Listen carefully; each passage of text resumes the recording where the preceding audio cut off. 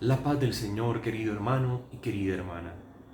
Hechos de los Apóstoles, capítulo 6, versículo 8 al 15.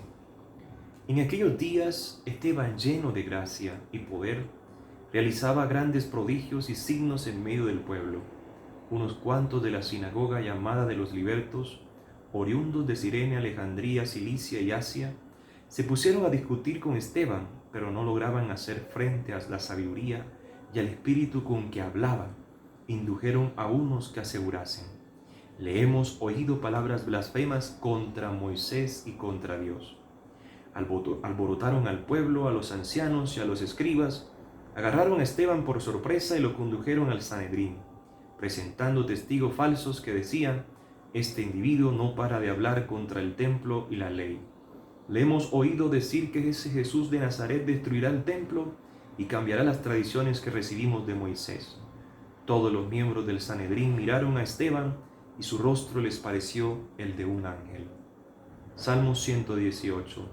Aunque los nobles se sienten a murmurar de mí, tu siervo medita tus leyes, tus preceptos son mi delicia, tus decretos son mis consejeros. Te expliqué mi camino y me escuchaste, enséñame tus leyes, instrúyeme en el camino de tus decretos, meditaré tus maravillas, apártame del camino falso, y dame la sabiduría de tu voluntad. Escogí el camino verdadero, deseé tus mandamientos. Continuación del Santo Evangelio según San Juan, capítulo 6, versículo 22 al 29. Después que Jesús hubo saciado a 5.000 hombres, sus discípulos lo vieron caminando sobre el lago. Al día siguiente, la gente que se había quedado al otro lado del lago notó que allí no había habido más que una lancha y que Jesús no había embarcado con sus discípulos, sino que sus discípulos se habían marchado solos. Entretanto, unas lanchas de Tiberíades llegaron cerca del sitio donde habían comido el pan sobre el que el Señor pronunció la acción de gracias. Cuando la gente vio que ni Jesús ni sus discípulos estaban allí, se embarcaron y fueron a Cafarnaúm en busca de Jesús. Al encontrarlo en la otra orilla del lago, le preguntaron: Maestro, ¿cuándo has venido aquí? Jesús les contestó: os lo aseguro, me buscáis no porque habéis visto signos, sino porque comisteis pan hasta saciaros. Trabajad no por el alimento que perece, sino por el alimento que perdura para la vida eterna, el que os dará el Hijo del Hombre, pues a éste lo ha sellado el Padre Dios. Ellos le preguntaron: ¿y qué obras tenemos que hacer para trabajar en lo que Dios quiere? Respondió Jesús: la obra que Dios quiere es esta, que creáis en el que Él ha enviado. ¡Qué maravilla! Aquí está el gran testigo de Cristo, el primer mártir de la iglesia, que en tiempos de Navidad, inmediatamente después del nacimiento del Hijo de Dios, del Rey, el soldado muere por ese Rey que ha nacido. Y otra vez vuelve a aparecer San Esteban con ese episodio tan hermoso, pero también muy triste porque se repite la historia de Jesús en su condena. Y está allí para eso, porque Jesús, en la condena, el proceso de condena de Jesús fue totalmente injusto. Entonces, por eso Jesús en la bienaventuranza dice: dichosos cuando los persigan y calumnien por causa mía. Porque si nos pasa eso, por causa del reino de los cielos, es buen signo de que nos espera un cielo hermoso, así como San Esteban. Esteban es el ejemplo de precisamente esa promesa de la bienaventuranza del Señor y de seguir los pasos de Cristo. Ellos no podían con la sabiduría de San Esteban, porque eso es lo que pasa con el Espíritu Santo cuando se nos entrega.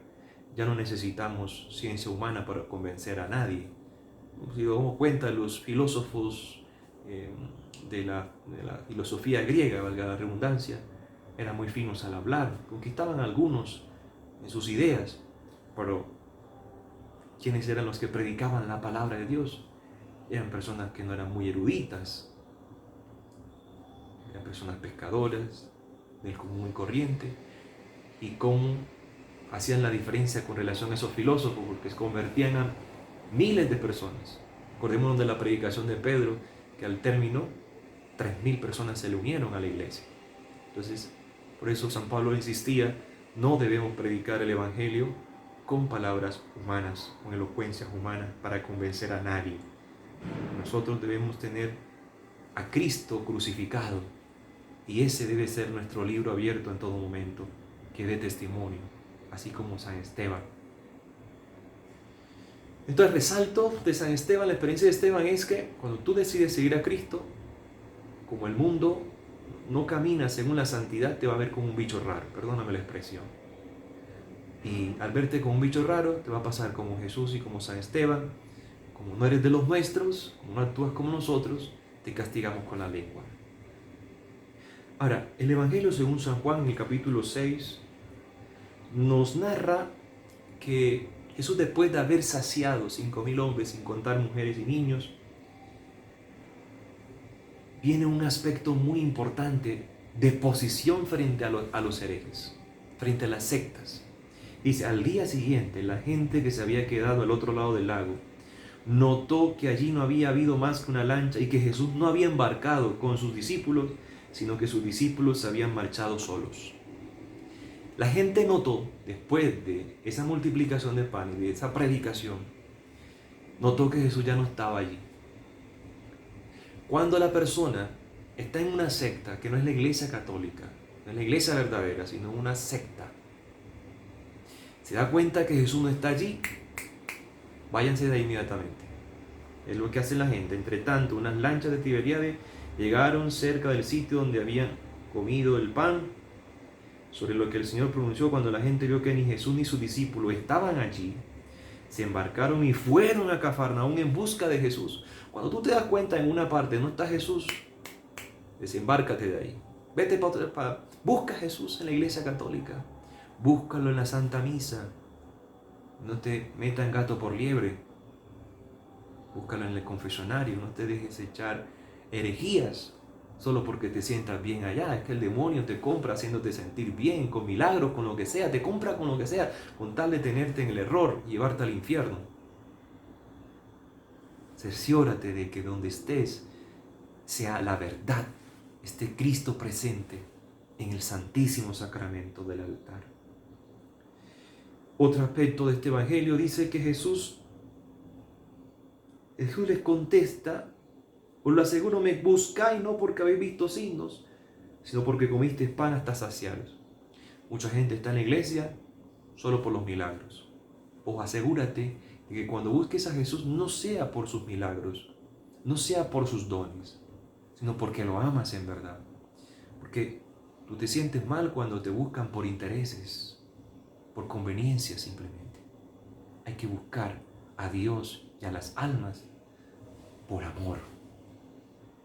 Es decir, saquémonos los intereses, purifiquémonos de los intereses materialistas en la iglesia, en el hogar, en cualquier parte, y que lo primero sea la búsqueda de Jesús y su palabra y su doctrina. Por eso Jesús dice aquí, trabajad no por el alimento que perece, sino por el alimento que perdura para la vida eterna. Trabajemos por la salvación del alma. Salvad el alma, te ha salvado todo. Te ha salvado todo. Y bueno, y le preguntan, ¿qué obras tenemos que hacer para trabajar en lo que Dios quiere? Qué gran pregunta. Y la obra, dice Jesús, la obra que Dios quiere es que creáis en el Hijo de Dios.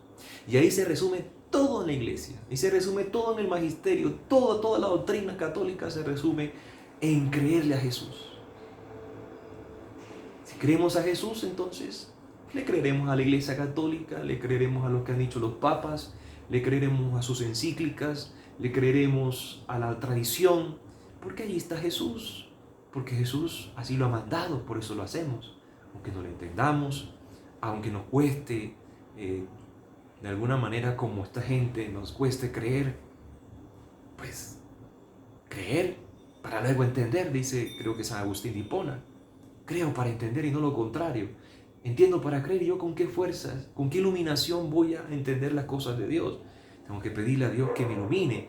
Por eso el Evangelio, en el Evangelio según San Lucas, el relato de la resurrección, en las apariciones, el Señor les ilumina con su entendimiento para que entiendan las Escrituras, para que entiendan el Antiguo Testamento y sepan que todo tiene que ocurrir porque todo está escrito. La Biblia funciona así, a través de revelación, porque nosotros por nuestro propio entendimiento no podemos, insisto, comprender los secretos de Dios. Por eso Dios manda profecías y las profecías están allí para que cuando sucedan estemos en paz y digamos, eso tenía que suceder. Por eso Jesús le insistía tanto en esto. Eso tiene que suceder. ¿Por qué están inquietos? ¿Por qué están turbados? Lo mismo hoy. Todo lo que está sucediendo hoy tenía que suceder. Todo está escrito. Por eso lee la Biblia. Por eso Jesús dice, cuando estén sucediendo ciertos acontecimientos en el futuro, váyanse a Daniel, al libro de Daniel, y entenderán lo que está sucediendo. Escudriñemos las profecías, examinemos la profecía, dice el apóstol. Que Dios te bendiga. Que la Reina de la Paz te conceda su bendición maternal en el nombre del Padre, del Hijo y del Espíritu Santo. Amén. Un feliz inicio de semana.